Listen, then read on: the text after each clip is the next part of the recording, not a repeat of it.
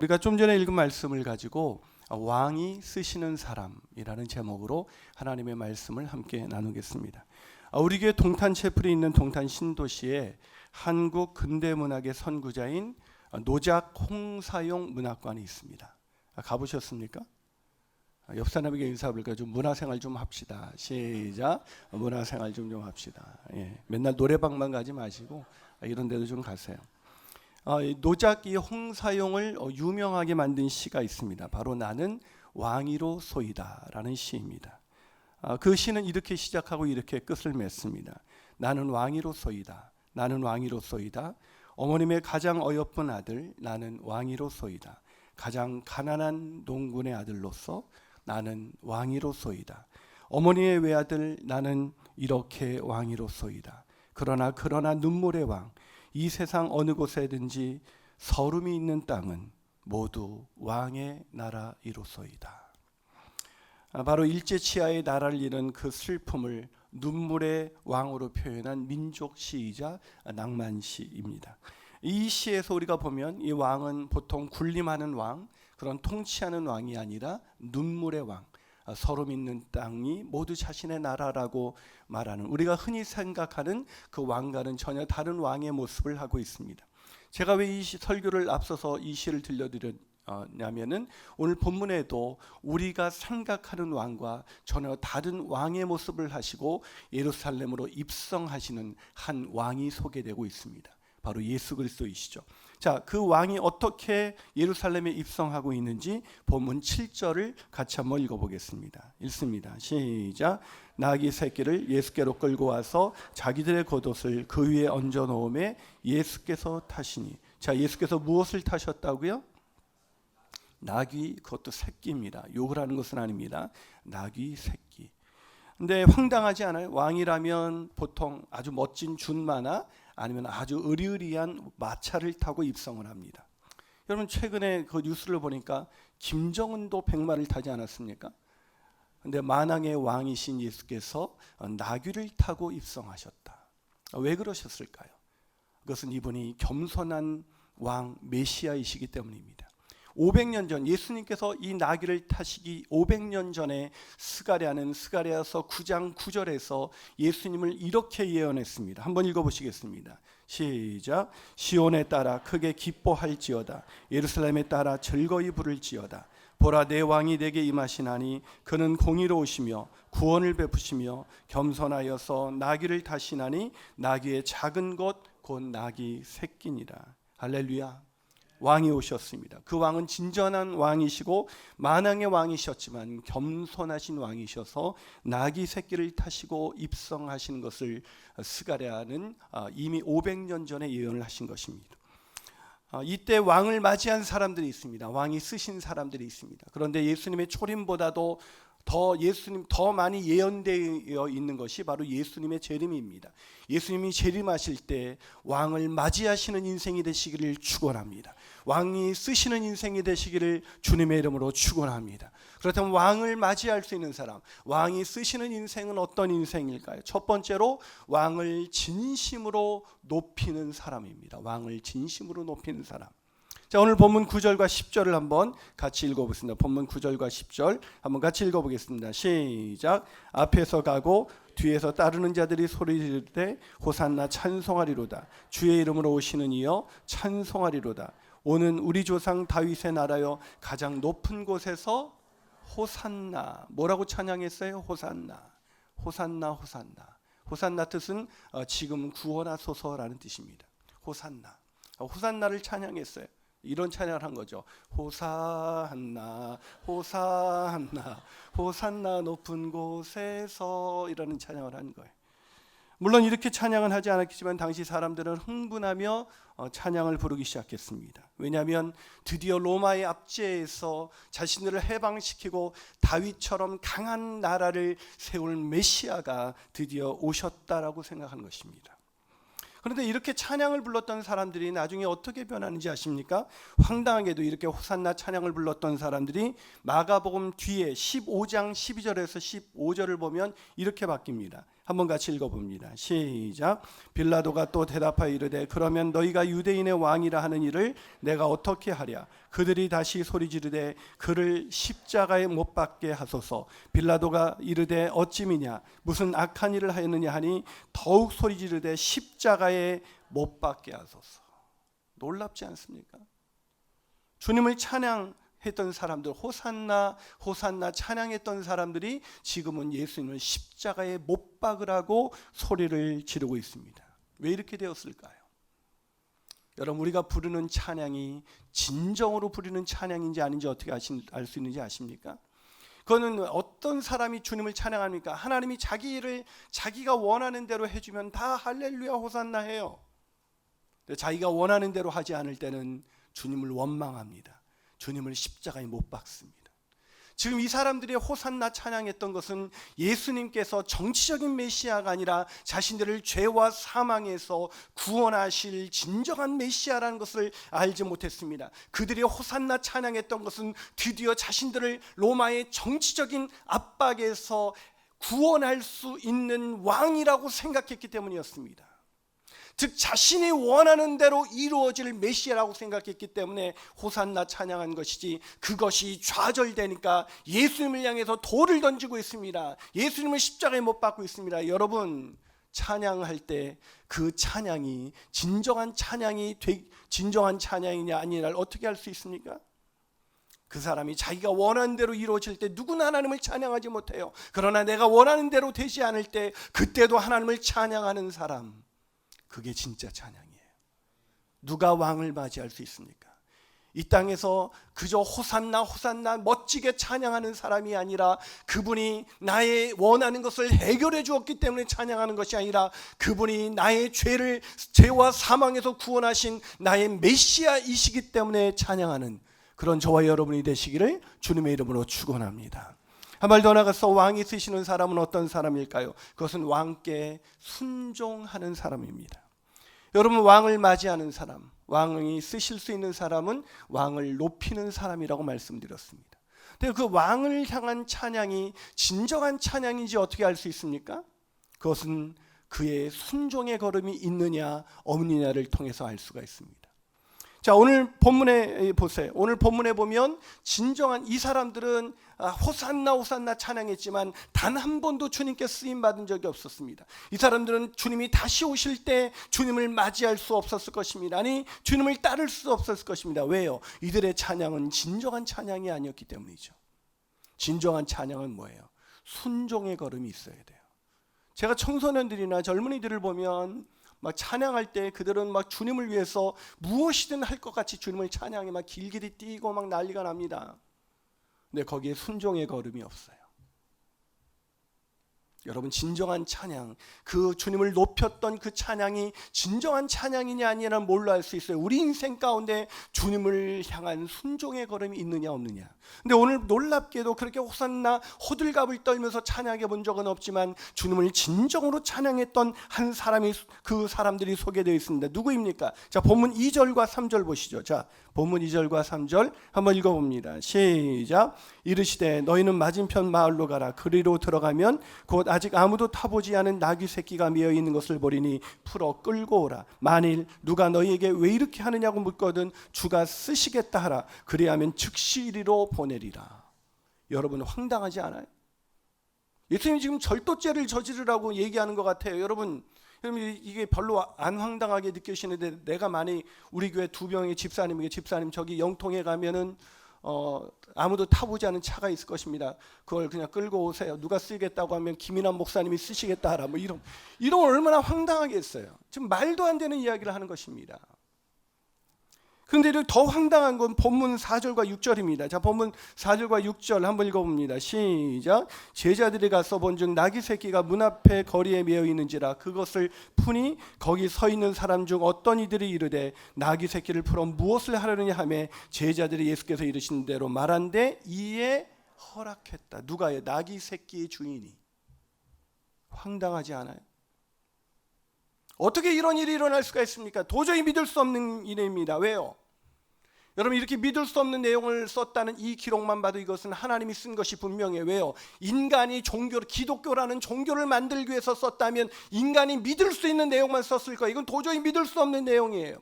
이런 내용이 왜 쓰여져 있을까요? 이것은 사실이고 하나님이 기록하셨기 때문입니다. 아멘이십니까? 여러분, 이게 우리에게는 왜 그런데도 불구하고 황당하게 느껴질까요? 그것은 우리의 주인이 하나님이시라고 인정하지 않기 때문입니다. 여러분, 나귀 새끼의 주인은 자기가 나귀 새끼의 주인이 아니라 자기는 청직이라는 것을 인정하고 있었던 것입니다. 나귀 새끼의 온 우주 만물의 주인이 하나님이시다라는 것을 정말로 인정하게 된다면 주인이 쓰시겠다고 하실 때 그거를 풀어주는 것은 너무나 당연한 거예요. 근데 우리는 말로는 예수님을 주님이라고 부르지만 실제로 내가 내 물질의 주인이고 내 가진 것의 주인이라고 생각합니다. 그래서 여러분, 집도 여러분, 나그네가 여러분의 집에 온다 그러면 여러분 누구의 허락을 맡아야 돼요? 아내의 허락을 맡아야 됩니다. 아내의 허락이 없으면 아무도 드릴 수가 없어요. 괜히 드렸다가 당신 나하고 상의도 없이. 그러나 성경에 나그네를 대접하라, 이건 주님의 말씀입니다. 아내들이요, 주께서 말씀하실 때 남편이 나그네를 대접하러 올 때 주님이 오셨습니까? 순종하시기를 주님의 이름으로 축원합니다. 봐요, 아멘이 없잖아요. 여러분, 우리가 하나님께서 맡겨진 것이 맡겨진 거라고 생각하지 않고 우리가 주인이라고 생각합니다. 그렇기 때문에 누가 결정합니까? 내가 결정합니다. 그 사람은 어떻게 자기가 나귀 새끼네 주인인데 그렇게 결정할 수가 있었지? 그는 늘 기억했습니다. 내 인생의 모든 것은 내가 주인이 아니라 하나님이 주인이시다. 할렐루야. 믿으시면 아멘 하시기 바랍니다. 그러게 그는 내어줄 수가 있었던 것입니다. 사랑하는 여러분, 우리는 이것이 왜 이상하게 들릴까요? 입으로는 주여 주여라고 말하면서도 실제로는 주님의 주되심을 인정하지 않고 살아가고 있기 때문입니다. 그래서 주님께서 말씀하실 때 순종하지 않습니다. 전도하라고도 내가 판단합니다. 누군가에게서 말하십시오 해도 순종하지 않습니다. 주님이 쓰시겠다고 하실 때 내어드리지 않습니다. 왜일까요? 내가 주인이니까. 그러나 만왕의 왕이시 주인이시다라는 것을 믿었던 나귀 새끼 주인은 그 주인이 쓰시겠다고 하실 때 그것을 당연히 허락했습니다. 사랑하는 여러분, 저는 전세를 살고 있습니다. 주인이 어느 날 저에게 나가주세요. 그럼 그냥 전 나갑니다. 하물며 세상의 전세 주인에게도 주인이 나가라면 다른 곳을 알아보는데 주께서 우리에게 쓰시겠다고 하실 때 우리는 아낌없이 우리의 것을, 아까워할 이유가 없죠. 주가 쓰시겠다고 할 때 마땅히 주님을 위해서 내어드리는 순종이 있으십니까? 그 순종이 없다면 주님을 맞이할 수 없을 것입니다. 주님을 맞이할 때 우리는 부끄러움을 당하게 될 것입니다. 입술로는 주님을 공경하되 마음은 내게서 멀도다. 너희들이 주여 주여 하면서도 나의 행하는 바 원하는 것을 행하지 아니하는도다. 주님의 뜻대로 살아가시는 저와 여러분이 되시기를 주님의 이름으로 축복합니다. 마지막으로 왕이 쓰시는 사람은 어떤 사람일까요? 왕께 가장 귀한 것을 드리는 사람입니다. 자, 왕께 쓰임 받는 사람, 왕을 맞이하는 사람은 왕을 진심으로 높이는 사람입니다. 그 사람은 왕께 순종의 걸음을 내디딜 수가 있죠. 순종하는 모습을 보일 수밖에 없습니다. 그런데 한 가지 더 중요한 게 있어요. 왕을 높이는 사람은 자기의 가장 귀한 것을 드립니다. 자, 오늘 본문 7절을 보시죠. 자, 7절 읽어볼까요? 읽습니다. 시작. 나귀 새끼를 예수께로 끌고 와서 자기들의 겉옷을 그 위에 얹어 놓음에 예수께서 타셨다. 자, 제자들이 나귀 새끼를 끌고 와서 이제 예수께서 나귀를 타시려고 하자 안장이 없었어요. 나귀 새끼니까 아무도 안 타봤으니까. 근데 거기에 뭘 올려놨다고요? 예, 겉옷을 올려놨습니다. 이 겉옷을 올려놨다는 것은 이 사람들의 가장 귀한 것을 드린 것입니다. 목사님, 어떻게 겉옷이 귀한 것일 수 있겠습니까? 네, 지금 겉옷은 많이 있으니까 얼마든지 넣을 수 있겠죠. 그러나 대부분 그 당시 사람들에게 겉옷은, 유대인들에게 겉옷은 자신들의 명예였고 자신들이 덮고자 하는 이불이었으며 가장 소중한 재산이었습니다. 게다가 모든 것을 버리고 주님을 쫓았던 이 제자들에게 겉옷은 단 한 벌밖에 없는 올리원이었습니다. 자신의 가장 귀한 것, 그것을 아낌이 없이 내어드린 것입니다. 왜일까요? 나귀 새끼 주인이 주님의 주되심을 인정하며 두려움 없이 아무도 타보지 않은 가장 귀한 것을 주가 쓰시겠다고 하셨을 때 아무 이유 없이 내어주는 것을 보고 아마 감동을 받지 않았을까? 또 제자들이 겉옷을 내자 덩달아 호산나 호산나 찬양하던 사람들도 자신의 겉옷을 바닥에 깔기 시작했습니다. 나무가지를 꺾어서 내려놓기 시작했습니다. 자신의 가장 귀한 것을 드리고 있는 것이죠. 그런데 여러분 그거 아세요? 올 예수님께서 예루살렘에 입성하실 때 가장 귀한 것을 드린 사람들은 바로 나귀 새끼 주인도 제자들도 아닌 바로 예수님 자신이셨습니다. 예수님은 지금 예루살렘으로 입성하시면서 자기 자신을 죄와 허물로 망가져 죽음에 이른 우리를 살리시기 위해서 자기 자신을 십자가에 내어드리기 위해서 지금 예루살렘으로 입성하고 계셨던 것입니다. 그것을 알았던 나귀 새끼 주인은 나귀 새끼를 풀어드리면서 아까워하지 않았습니다. 제자들은 겉옷을 풀어드리면서 그것을 아까워할 일이 없습니다. 자기와 같이 죄와 허물로 망가진 보잘것없는 인간을 위하여 자기 자신을 드리기 위해서 십자가에 내어드리기 위해서 내어드린 그 주님의 놀라우신 헌신, 그 드림을 보면서 그들은 이렇게 생각했을 것입니다. 나의 드림은 아무것도 아닙니다. 사랑하는 여러분, 1974년 엑스플로 74에 주님의 사랑을 깊게 깨달았던 한 청년이 있었습니다. 이후 군대에서 부상을 입어서 6개월간 치료를 받으며 더 깊게 주님을 만나게 되었습니다. 주님과 교제하면 하실수록 주님이 자신을 얼마나 사랑하는지, 죽어가는 영혼을 구원하시기 위해서 얼마나 애타게 그 영혼을 찾고 있는지를 깨달았습니다. 그리고 마침내 주님을 위하여 헌신하기로 자신의 인생을 드리기로 결단을 합니다.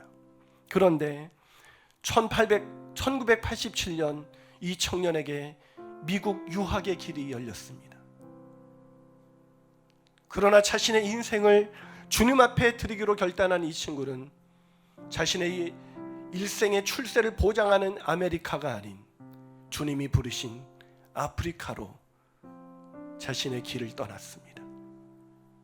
이후 풍토병과 험악한 기후, 문화적인 차이에서 오는 갈등과 말라리아, 콜레라, 장티푸스 등의 질병, 또한 사하라 사막에서 불어오는 모래바람으로 인해 피부질환과 안질에 시달리면서도 그는 늘 복음을 위하여 자신의 인생을 주님께 드릴 수 있으면 늘 기뻐하면서 그렇게 살았습니다.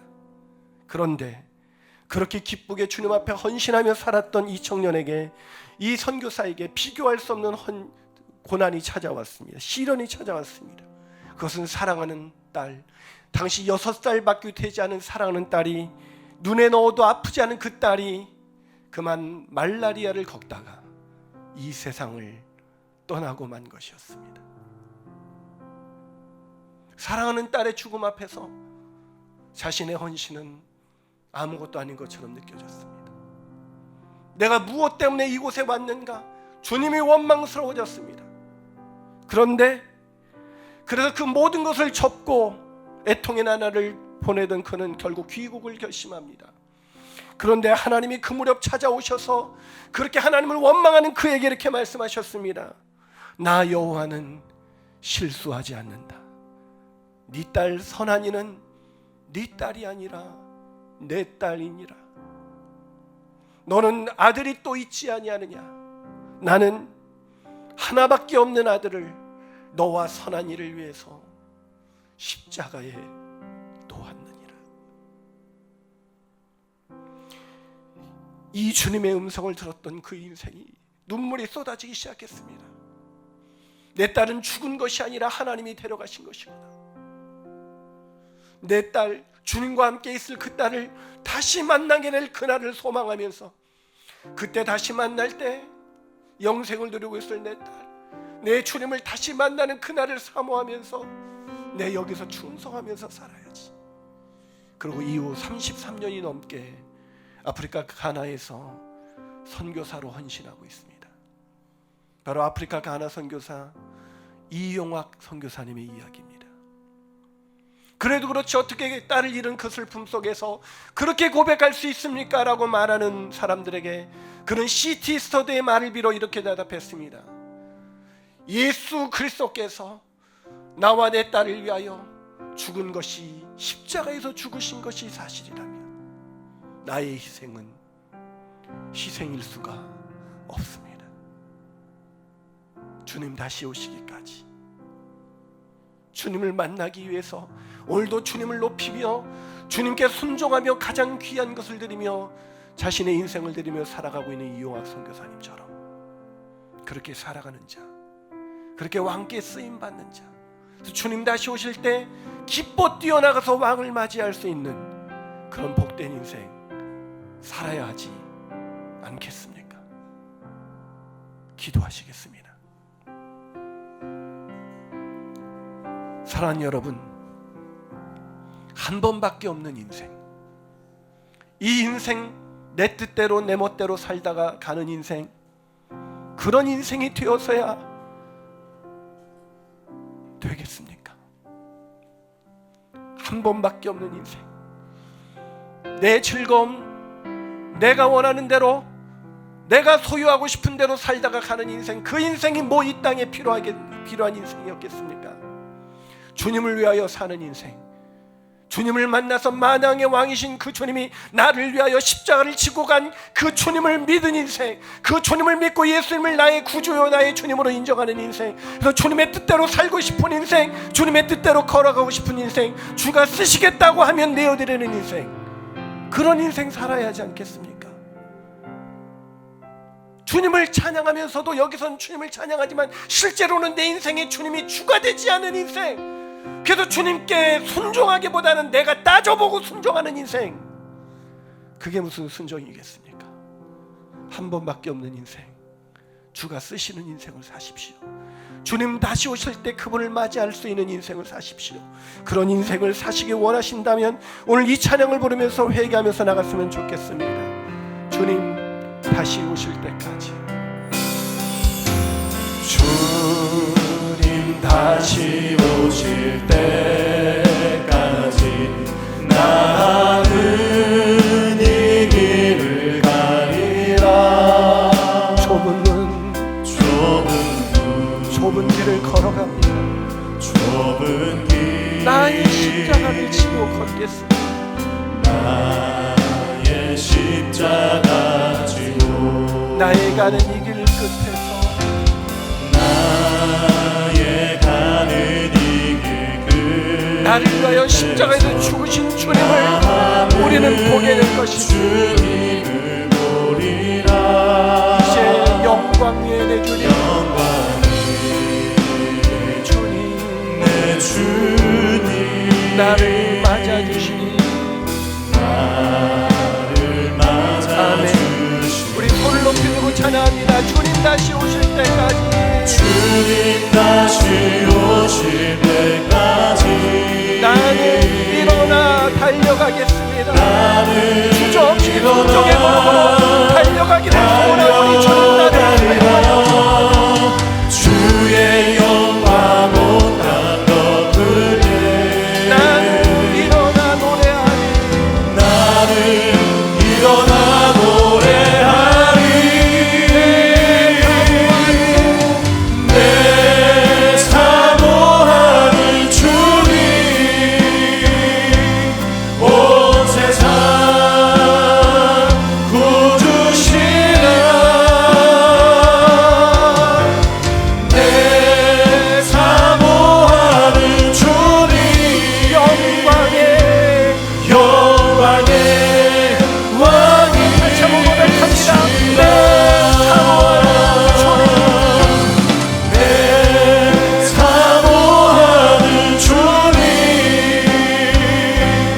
온 세상 구주시라. 내 사모하는 주님 영광의 왕이시라. 영광의 왕이시라. 영광의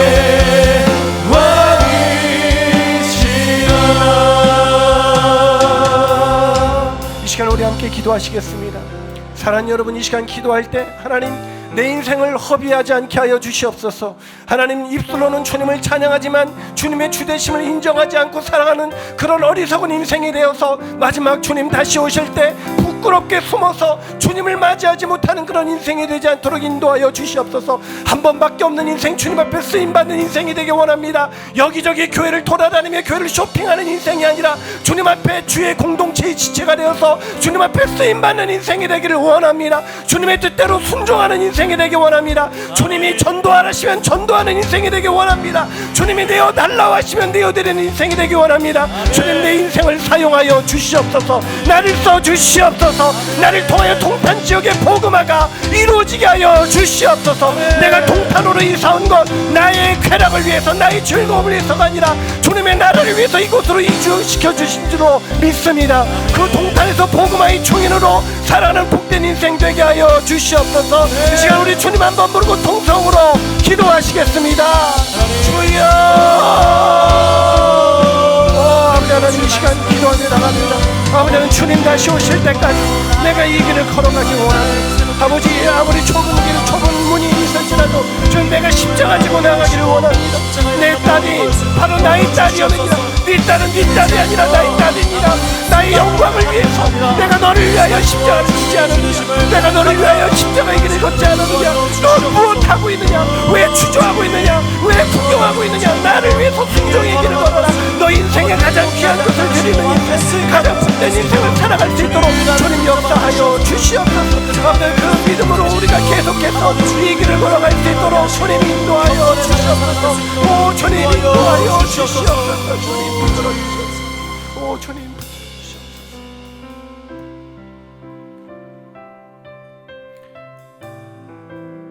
내 사모하는 주님, 내 구주이시고 내 영광의 왕이신 주님, 나를 위하여 겸손하여서 그 나귀 새끼를 타시고 예루살렘에 입성하실 때 사람들은 자기가 원하는 세상의 성공을 줄 알고 호산나 호산나 찬양했지만 나귀 새끼 주인만 그 주께서 자신을 위해서 십자가에 자기의 생명을 내어주신 그 왕을 위해서, 그 주님을 위해서 나귀 새끼를 주저없이 내어주셨던 그 드림을 기억합니다. 하나님, 그 나귀 새끼 주인처럼 우리 인생을 드리게 하여 주시옵소서. 우리 인생 하나님 앞에 쓰임받는 인생 되게 하여 주시옵소서. 한 번밖에 없는 인생, 내버려두고 살다가 끝나는 인생이 아니라 주님이 쓰신 인생, 주님이 잘했다 충성된 종아, 그렇게 말씀하시는 인생이 되게 하여 주시옵소서.